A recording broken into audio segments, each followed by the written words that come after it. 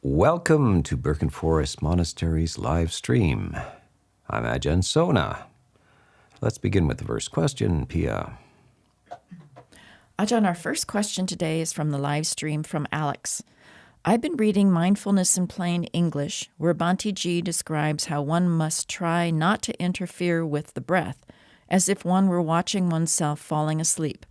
However, every time I try to meditate like this, my concentration diminishes, and I feel very sleepy and mellow.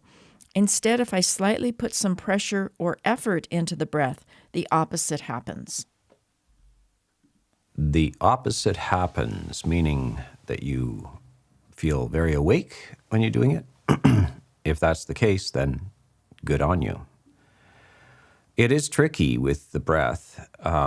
What is concentration? When we say concentrate, what does that mean? A lot of people think of it as, flexing a muscle where you put a lot of tension into something. But the mind is not a muscle. You either direct it and it responds, or it doesn't, but there's no physical tension to it. It's not a physical process. So the language that we use for a lot of the mental world is taken from the outside, the material world, or the world of the body. And it really is just a simile or a rough metaphor for describing inner states, which are not, they're not visible. So this is a good question. You should ask yourself, what is concentration? How do you concentrate? How do you pay attention? And it's not by necessarily tightening your jaw or something like this, or even furrowing your brow. You'll see people wrinkle their forehead to squint or something like that. What does that got to do with concentrating? Concentration really only is attained when you're actually interested. So your interest goes to the subject. So you're genuinely interested in seeing what will happen if you keep the mind on the breath. The breath itself is not interesting.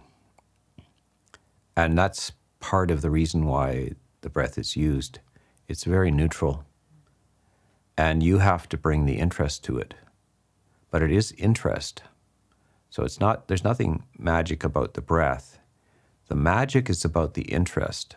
And in the end, all of the aspects of samadhi really revolve around this interest. There is a factor in the basic formula for the jhanas, or the deep states of concentration. One of the factors is this called ekaggata in Pali, meaning one-pointed. But one-pointed is really one interest. Means your mind is exclusively focused, and it can only really be exclusively focused because you're genuinely interested. So this is the case with some, people go to work. Some people say, my work is fascinating. I love my work. Time flies. And other people, it's dreadfully boring, and they're counting the minutes, the hours. And so what is the difference between these two states? Think about it, because you all have experience of this. Some things capture your attention, and it really means that it captures your interest. But what if we could not wait for the world to capture our interest? If we could just generate interest, we would be independently wealthy, wouldn't we? We would be retired from the chase around the world for interesting objects. Interest comes from within us. It doesn't come from without us. It is something that we learn to do, to get interested.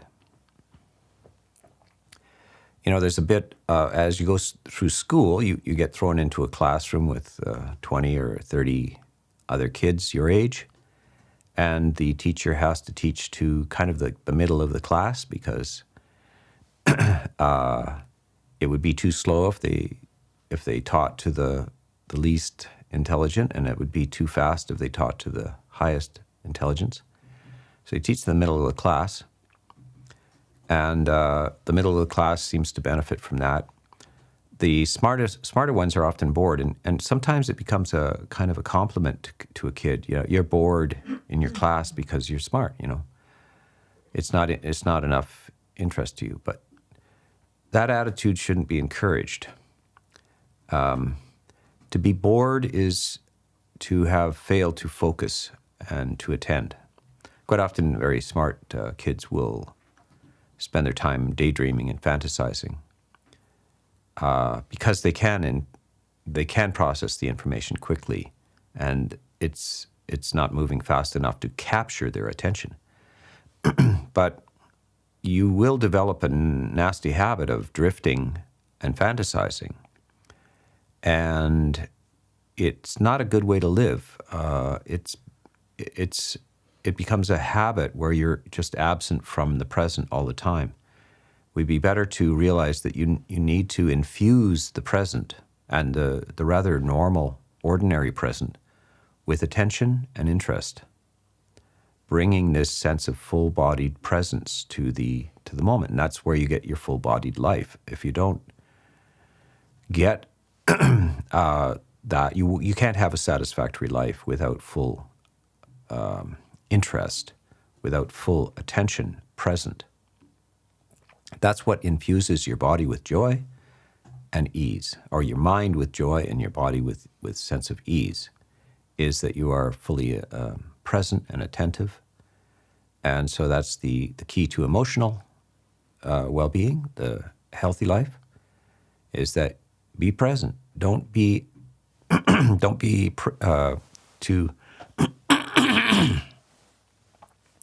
Don't be too picky about what you choose to pay attention to. Attention itself is the reward. So that you'll have to find out what that means. What is attention? What is interest? And what is concentration? Next question from the live stream is from Merljin 0801 in the Netherlands. Dear Ajahn, what are the implications for the relationship between the Dhamma and Nibbana if we accept the presumption that Buddhas existed before Gautama and attained Nibbana without the Dhamma? Yeah, the explanation for that, just generally, is that Buddha. One of the definitions of the Buddha is that they don't have a teacher. They discover the Dhamma. By the way, they don't invent the Dhamma. They discover the Dhamma by themselves without a teacher. And that is, we would call that a genius. So Newton discovers the laws of planetary movement. He discovers some mathematical things without anybody else telling him about this. Einstein discovers relativity. He doesn't invent relativity, he discovers it. And other kind of features of the universe. And it appears that nobody before them knew this or could teach them that. So they get special designations in history as grand geniuses. And so this is what a Buddha is a person who discovers these dhammic laws, these dharmic laws, critical laws about the nature of suffering and the release from suffering. And that's the special capacity. Very, very, very, very few people can do that. The rest of us need a teacher. We need to be taught it. Just as if, first of all, it's hard enough to learn it even when it's well explained. So Newtonian physics, you learn them you start to learn them in high school, actually. But to really have a grasp of it and go on to university with physics, it's an elite percentage of the human population that can even internalize it completely. We can all benefit from it to some degree, and especially this most advanced types of physics, Einsteinian, relativity and quantum mechanics and so forth. They're very small numbers of people that can understand it, even when it's well taught. So this is the nature of Dhamma as well. Very few people attain full enlightenment, even when given the access to the complete teachings of the Buddha. We have this preserved in the Pali canon, and we have a number of good teachers of it explaining it. But even then, the percentage of people on the planet that listen to this, that awaken to it, is small. And so it's hard enough even with good teaching, and only for geniuses without teaching. Next question is from the live stream from Questator in Melbourne, Australia. If a meditator reaches the stage of entering fourth jhana on a daily basis at will, should they change their meditation object to Nibbana? Well, first of all, there's a kind of a spectrum of teachers of jhana, and some of them speak of jhana as a very easy kind of attainment. And the other end of the spectrum is it's virtually impossible. Now, where it becomes virtually impossible is certainly by the 5th century AD, about 1,000 years after the Buddha, we find this text in the Theravada tradition called the Visuddhimagga, the path of purification. And in there we find jhana is very few. They record at the time that very few monks can do this. 1 out of 10,000, something like that. Especially breath meditation. That to attain the jhanas on breath meditation is amongst full-time, dedicated monastic practitioners. It's very, very rare. So it's an exalted attainment, extraordinary. And then you'll find somewhere in the middle, in the suttas, they seem to be more common that people attain this. But by the way, it is categorized as a supernormal attainment. It is not an average thing. It's not normal. It's above normal. It's supernormal. It's mixed in with miraculous capacities like telepathy or levitation and things like this. It's mixed in categorizing it. It's mixed in with enlightenment attainments. So it's for monk. How do we know this? Because in the Vinaya, the rules of conduct for monks, one is not supposed to. Monks should not personally claim to have attained jhana, or these sensational psychic powers, extrasensory powers, or enlightenment, stages of enlightenment to the lay population, to anybody who is not fully ordained.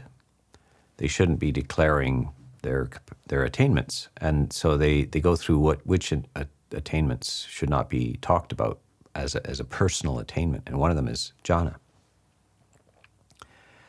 So we have a sense that it's special. It's not, and we have a number of cases in the suttas where monks are frustrated in their attempts to attain it. They want to, they try very hard, and they fail. And so we see that that's the case. So it is something formidable.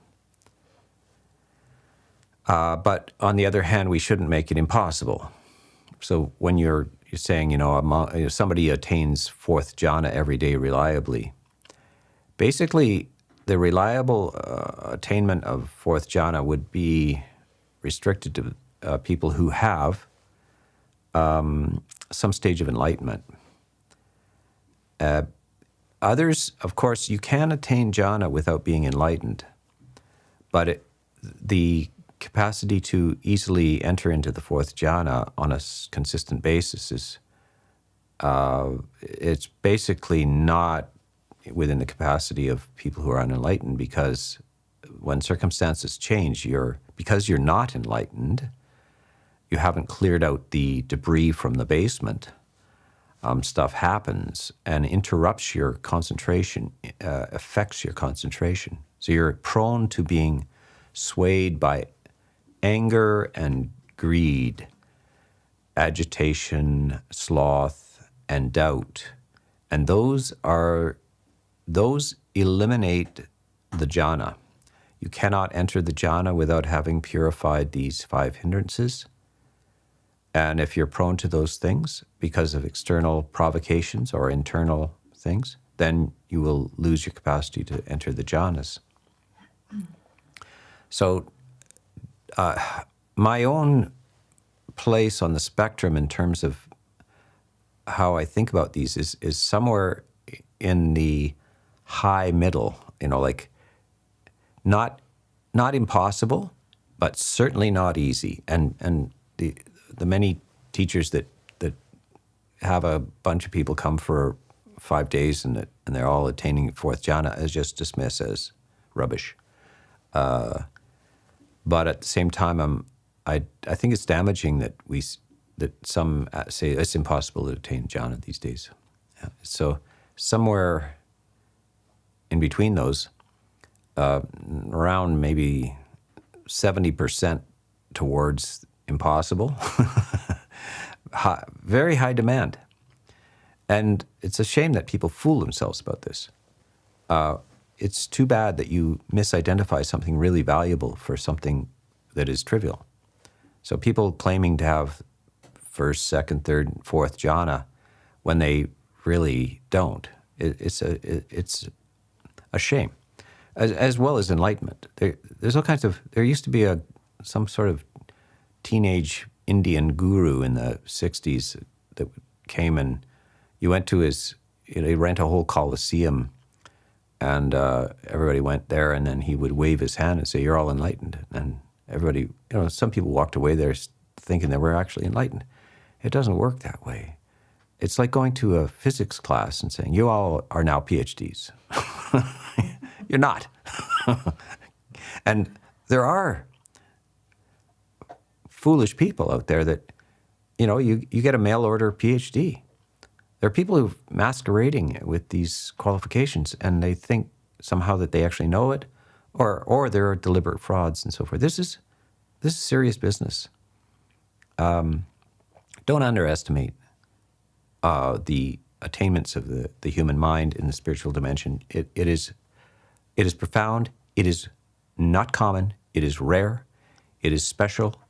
And there are many qualifications in order to attain this. So don't make it, it's not commonplace. Yeah. Okay, let's go. Next question is from Liza in College Park, Maryland, United States. Dear Ajahn Sona, what does the Buddha teach about humor?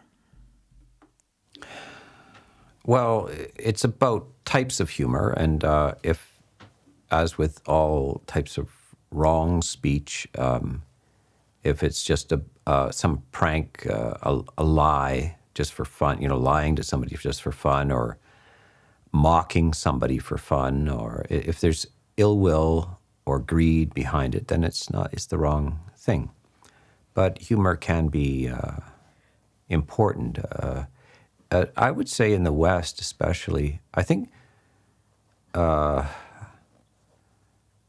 in the West, perhaps the culture is very serious. There's a huge amount of issues with self-esteem. People are just evaluating themselves very harshly, and they feel very bad about themselves. And this is they need to lighten up. It's really a very so the aspiration to self-esteem is very harmful, because it's always, what it means is self-estimate. Am I good enough? Am I this? Am I that? How much? Where am I on the scale, etc.? If you take that seriously, you're going to suffer a lot unnecessarily. And so humor can lighten that up. It's some humor is beautiful for that. Most of the monks I know have some sense of humor, and some of them have more, and some of them have less. Some of them are very serious. Sometimes you need, really serious talk to, serious instruction. I would say that it's the same in many fields. I was a musician before, a classical musician, and I had teachers that were, it made it too serious, and then there was teachers that took it more lightly, and sometimes you need to take yourself more lightly. There's a saying, angels fly because they take themselves lightly. Ha, ha, ha, there's humor. A good humor, yeah, okay. Next question from the live stream is from Mudita. Dear Ajahn, I'm a senior now, so I need to make a plan. How does one do this without leaving the now behind? There should be no problem with making plans or even remembering the past. But you need to be conscious of it. So you are consciously making a plan. The future is not happening. This is what the problem with post-traumatic stress disorder. Something negative has happened in the past, and when it flares up, it feels like it's happening now, but it's not happening now. It happened in the past, but people are experiencing it as if it was happening now. So that's a problem, and we have to learn to put the past in the past, and memories are just memories and not actually happening. And plans are just that. They're not, the future is not actually occurring. It's just a series of plans. The Buddha himself was extraordinarily good at this. I've heard gurus talk about that they're always in the present, that they don't plan or remember, they're just in the present. No. The Buddha himself is probably the Guinness Book of Records for the longest memory, the best memory. And he can recall the past in exquisite detail. And he also has obviously planned out the future. He makes predictions about the sasana, his teachings and the organization of them lasting for thousands of years. So he plans this very, very thoroughly. He says that he does it very quickly, as quickly as a strong man stretches out his arm. These thoughts come to him, the plans or the memories. They're at his command. But he knows when he plans when he wishes to plan, and not otherwise. He remembers when he wishes to remember, and not otherwise. And when he wishes to remember, it happens very quickly, and when he wishes to plan, it happens very quickly. So it's not about that. Just say, there's nothing wrong with planning, and I shall now engage in it, and I know perfectly well what I'm doing. I'm planning, or I'm remembering. But people remember and plan when they don't want to. It's anxious planning. It's anxiously worrying about the future. It's anxiously lost in memories, fearful memories, fearsome memories, etc. This is not good. We want to decide when to remember, when to plan, and to be able to disengage from it as we wish. Next question from the live stream is from Zuri. If one makes it into a realm of nice energy and concentration during daily life, i.e. academic work, how do you recommend keeping it up? Well, I hate to be kind of redundant, but I recommend keeping it up. Keep it going. And this is what the Buddha is saying.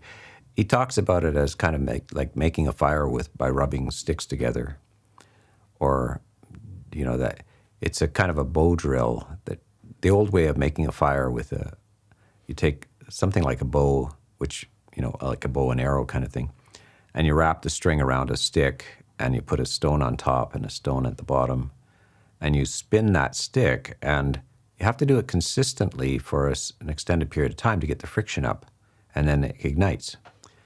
So what you're doing is you're stopping the flow of interest, your flow of presence and interest, and that's why the fire is not ignited. You don't feel good. So you're going to have to realize you need to develop with consistency and until it catches. After you do your academic studies, after you've closed the book, and now you stand up, stretch, and stare out the window, and hopefully dullness does not descend upon you. What you realize is that, it's the pleasant nature of study, of being absorbed in ideas, is pleasant not because of the ideas, but because you were interested.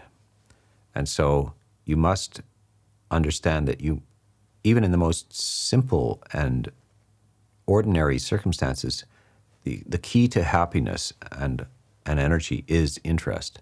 And so you must pay attention, focus your attention on the ordinary. And of course, this is why breath meditation helps. You exercise this by focusing the mind on the fact that you're breathing, which is a very ordinary experience. And that after effect, you've exercised the muscle of the mind, and you start walking around, and the world is different. Like, ordinary experiences are pretty good. You're happy to be there, sitting on a park bench, alone, on a gray English day. You're fine. You're walking in the rain with the umbrella up. Feels pretty good, because you've exercised that muscle of attention, but on a low sensory object, not simply fascinating philosophical ideas or historical ideas, but on simple things like the breath. So this improves the quality of the ordinary life, and this is why you need to do breath meditation or simple object meditation as well. Yeah. Okay, next question. Next question from the live stream is from Raphael in France. Dear Ajahn, is there any mention of DEJA VU in the Pali canon? DEJA VU in the East is almost taken for granted that it's experiences from past lives. That you're constantly, and by the way, this is not rare, that you would meet somebody from a past life. The Buddha says you can't step out the door without running into cousins and friends and lovers and enemies and relatives and mothers and fathers and sons and daughters. You're constantly meeting these people, and feelings of familiarity, so we have also, aside from DEJA VU is the French for already seen.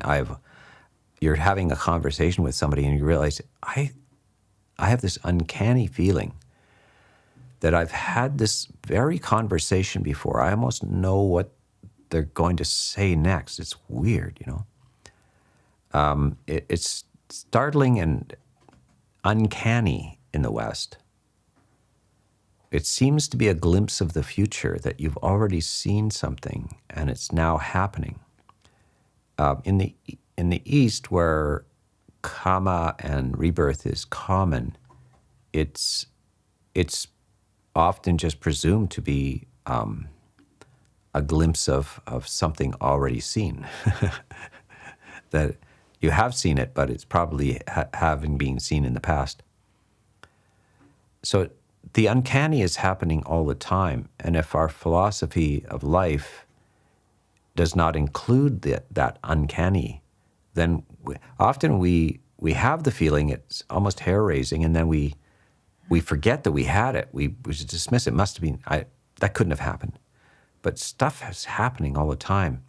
And if it doesn't fit into your view of the universe, at the time it's strange and alarming almost, but then you repress the memory. There's another areas of life where you kind of strangely forget that such things happen, are things like people you know who commit suicide, or people you know that have been murdered, people you know that have died in an accident. If you really go over your mind and you make a list, you'll be surprised how many people you can find on that list. But if somebody asks you, how many people you know that committed suicide, unless there's like somebody that dominantly in your parents or your brother or something like that, you quite often can't remember any or many of them. But if you really sit down, you'll be surprised how many people you know in some way, either directly or you went to school with them, you just knew of them, etc. And somehow the mind just wipes that away. It's kind of a protective thing. It's an uncanny event, sudden uncanny event. And the mind filters these things. Now, this is what happens, especially with meditation, is that the filters on the mind quite often are taken off. And what happens is there's a period if you're intensely doing spiritual practice, that weird things happen. Odd things and synchronicities. Now, this is what this psychiatrist, Carl Jung, you invented this word synchronicity for these meaningful coincidences. He was also interested in the DEJA VU experience. Because when a materialistic psychology, too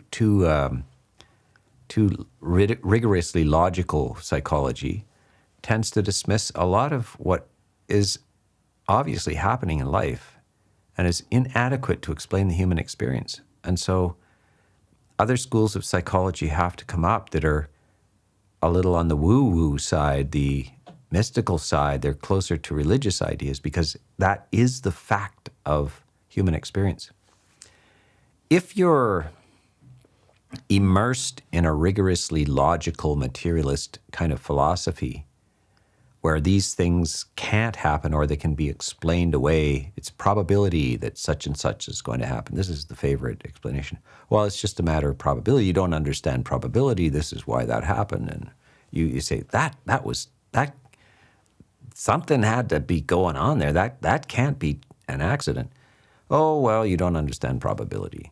This is the way of sweeping it out of the experience because it interferes with a certain view of reality. But reality is weirder than you think. I mean, some physicist has said, the universe is stranger than you think. It's stranger than you can think. Yeah. Okay. Enough about DEJA VU. Next question. You already asked that question?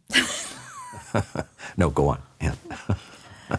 Next question from the live stream is from Delini. Dear Ajahn, were there numerous sunya kalpas without Buddhas between Deepankara Buddha and Gautama Buddha, given that only 24 Buddhas appeared after Deepankara Buddha during the entire saha asankya kalpa? I guess you all understood that, right?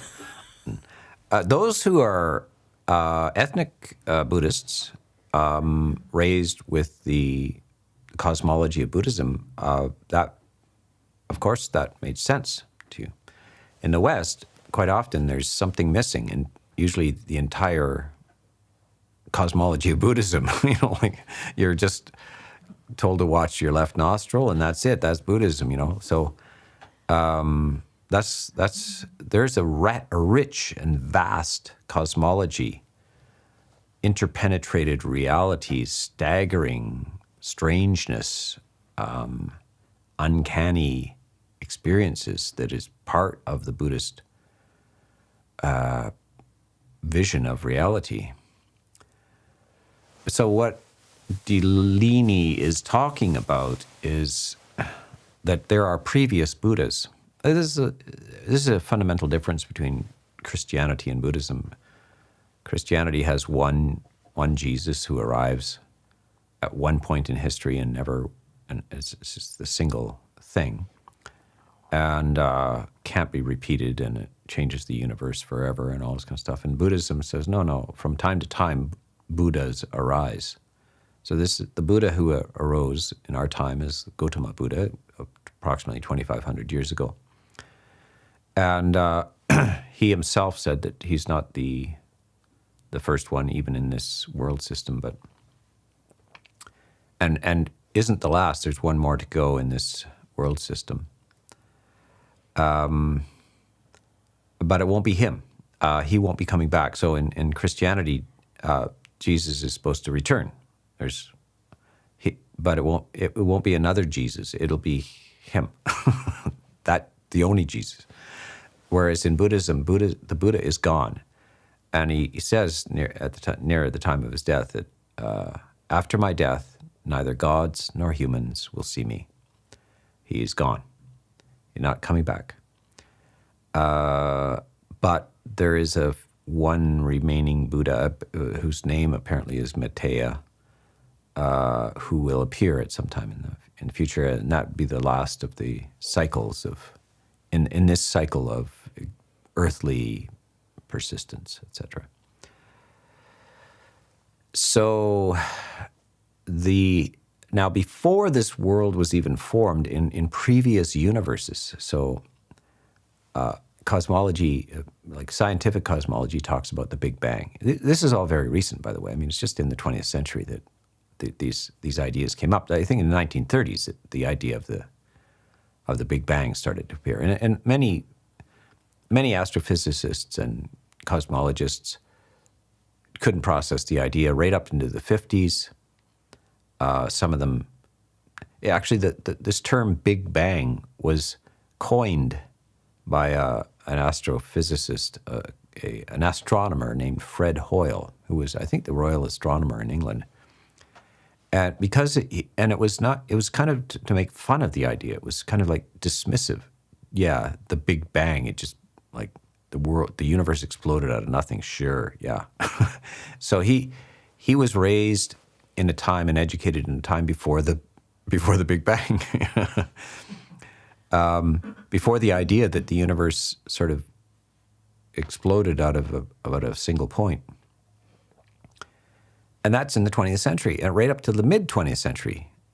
Now, even to this day, there are, of course, some who question that, but most cosmologists, scientific cosmologists, scientific astrophysicists, and so forth, agree. There's an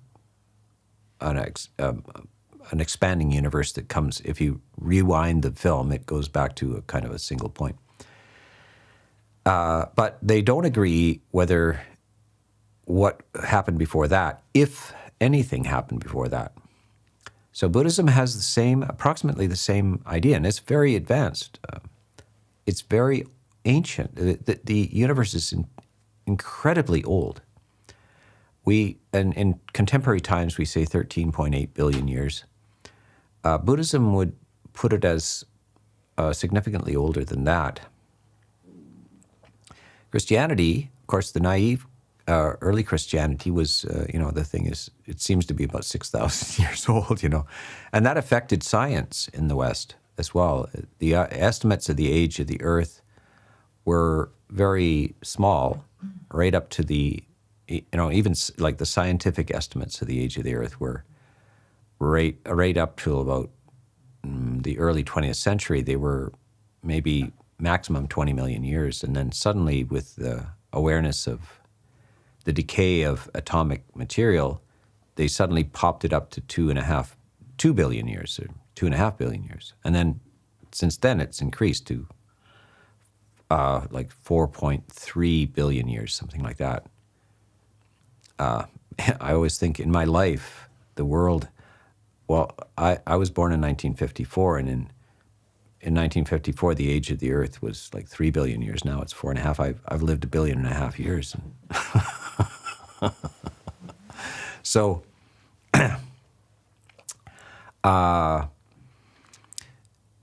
the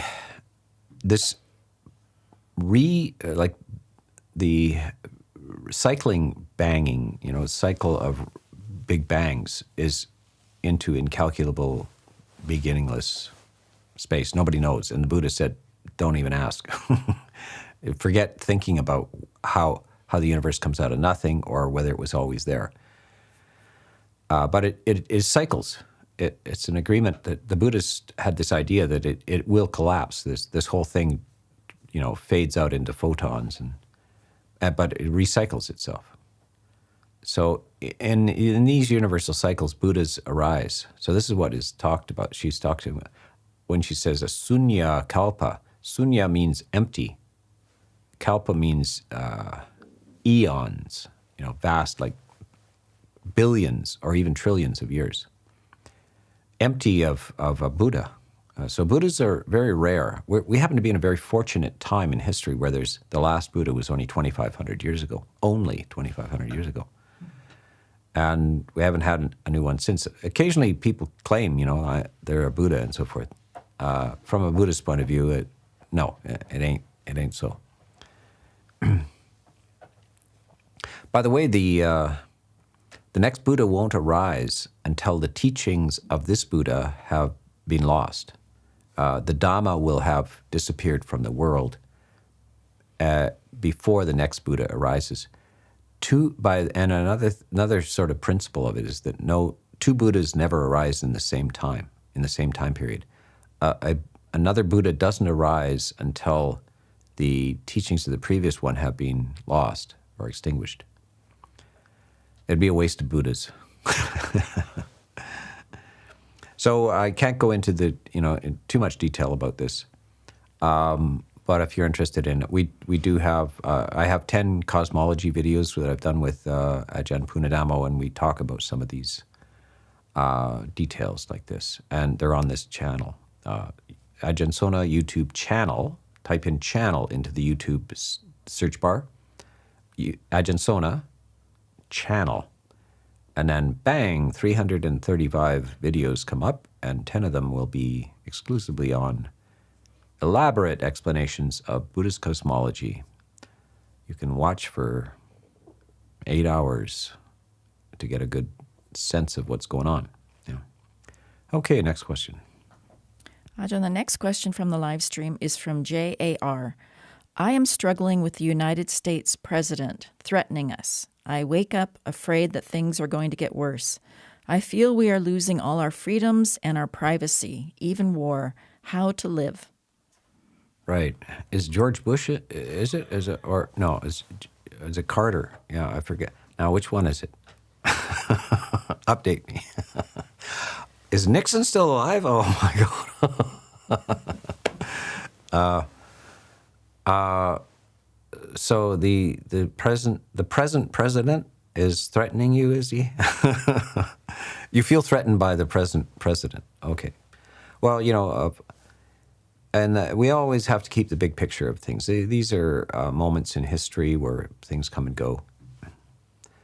I tend to not talk about politics because it's talked about so much. It's not like there's an absence of information about it. There's an overload of it. So you can hear every detail of every aspect of American politics 24 hours a day by hundreds of people talking about it on YouTube and the mainstream media and the newspapers. So that's why I don't, I have something to say about Buddhism, and it would be a shame to just add more fuel to the discussion on the present president of the United States, who shall not be named.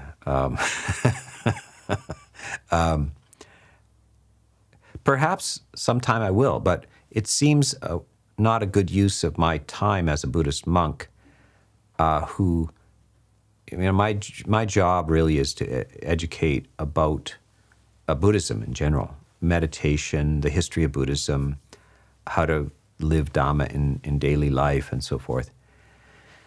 And so there's lots of good things I could say about political situations over time, what the Buddha taught about politics and about leaders, and perhaps I will. But I need to concentrate on this important topics of Dhamma right now. But yes, perhaps in the future I will do more discussion about how to evaluate who should you vote for, who should be in charge of communities and political situations. How do you assess it from a Buddhist point of view?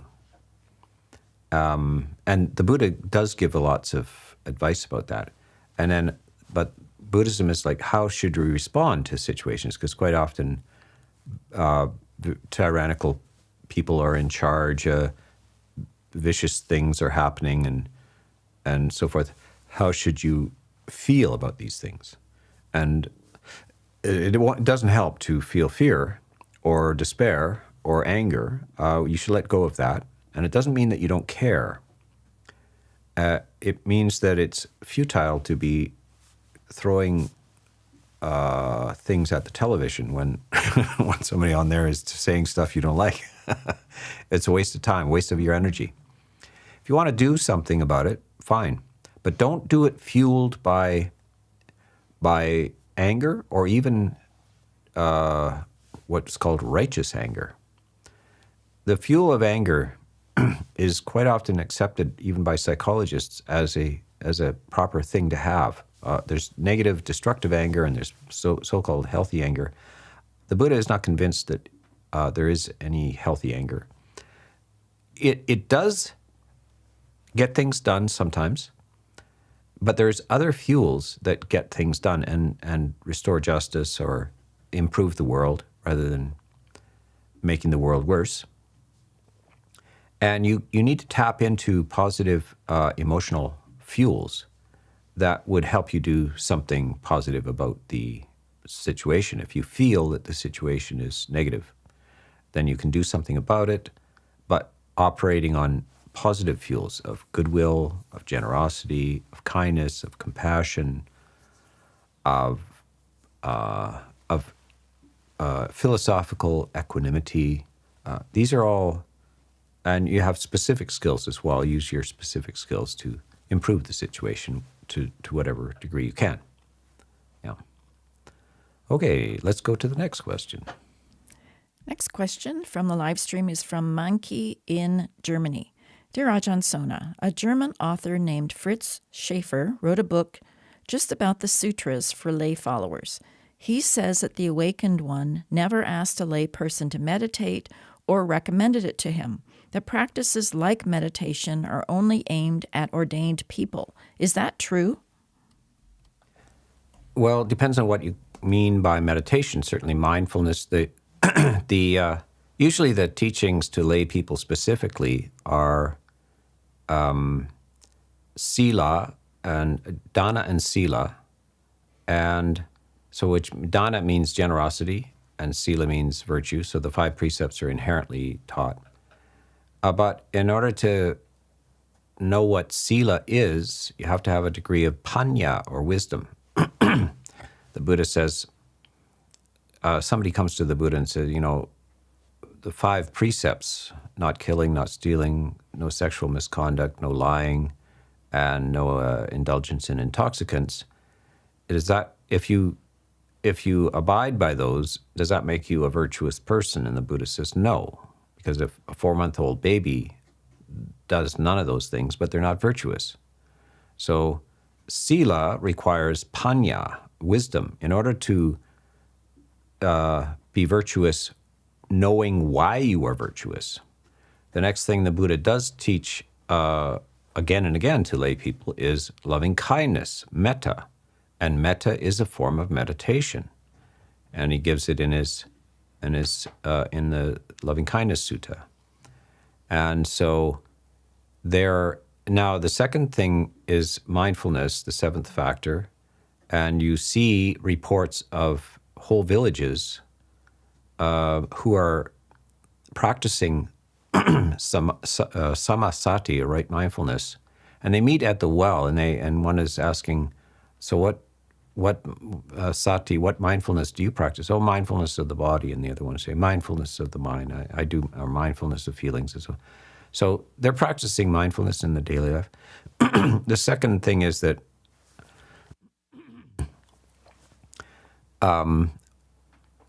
large numbers of lay people attain enlightenment. And if they had not heard any meditation techniques, how the heck do they attain enlightenment? And by the way, so the stages of enlightenment are also seriously hooked up with the eighth factor of the path, which is JHANA. And so it seems that in order to complete the path to any stage of enlightenment, either the first, second, third, or fourth, the moment of awakening must coincide with some intensity of concentration equivalent to at least the first jhana. So in some way or another, and this occurs just with great numbers of lay people in the time. Boatloads of people, of lay people got enlightened at the time of the Buddha. Boatloads. It's talking about this village, 50% of the village is sotapannas, you know. So not only is he teaching in one way or the other meditation, and meditation is a general technique, it's just an English word which you're applying to bhavana, cultivation. Bhavana is the word, cultivation of the mind. And some of them are attaining jhanas as well. So I would say that, you know, what the person who is proposing that is saying is that you can't find a sutta where a layperson comes to the Buddha and the Buddha teaches him how to access jhana or something like that. No, actually the discourses are often to very large groups of lay people. And during the discourse, some of them achieve attainments of awakening. And that means that how did he get awakened if he wasn't teaching meditation, meaning cultivation, meaning bhavana? So the person has found, whoever is proposing this, has found some sort of what they think is a magic bullet of, oh, he doesn't teach to lay people. Monks should not teach meditation to lay people or something like this. No, that's a narrow and false strategy or theme that is easily demonstrated to be wrong. Yeah. Just look at the overall teachings. You have to read the overall teachings and not propose some narrow definition of what meditation is and what the Buddha taught to lay people, etc. Yeah. Okay, one last question. Ajahn, our final question today is from the live stream from Earth Opus in California, United States.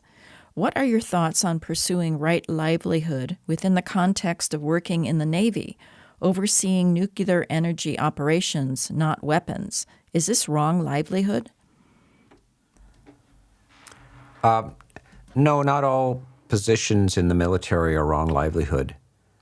But the Buddha talks about the non-manufacture of weapons, that wrong livelihood is producing and trading in weapons, poisons, weapons, drugs and alcohol, slavery, the ownership of people, and the slaughter of animals. These are the typical wrong livelihoods. This is always a question on where do you draw the line in terms of, like, if you're working in the military-industrial complex, are you contributing to good things? Because the military sometimes is used to, help after a hurricane or prevent people from invading your country and so forth, just by the fact that they know there'll be consequences. Canada particularly has has a long history of peacekeeping. So intentionally,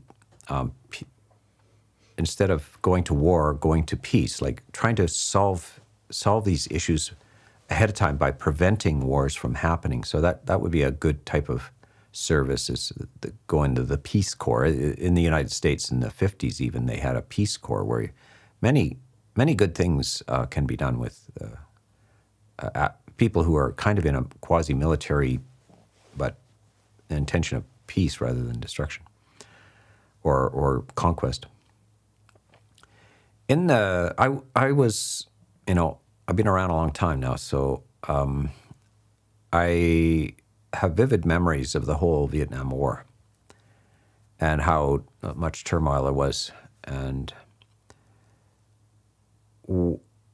what happened in some places like MIT, one of maybe the greatest of the engineering schools in the world, was the American military were continuously selecting the graduating class. They'd be there interviewing the graduating class to pull into the military, to engineer weapons, of course.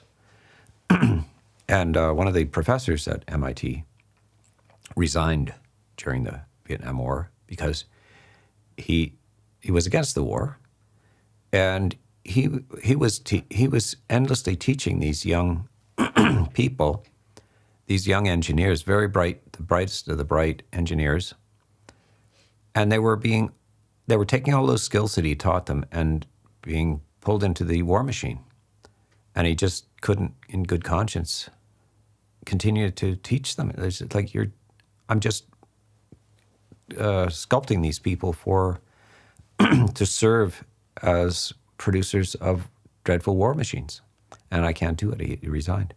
So each person will have their conscience about this and where to draw the line on this.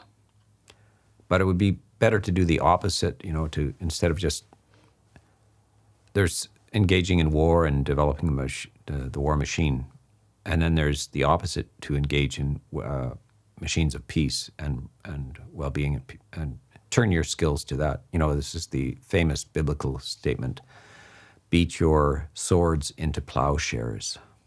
Yeah.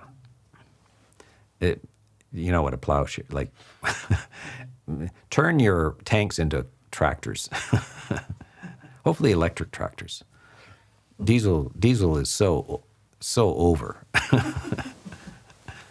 Okay, that is it for today, and we will see you next week for Birken Forest Monastery's live stream with Ajahn Sona.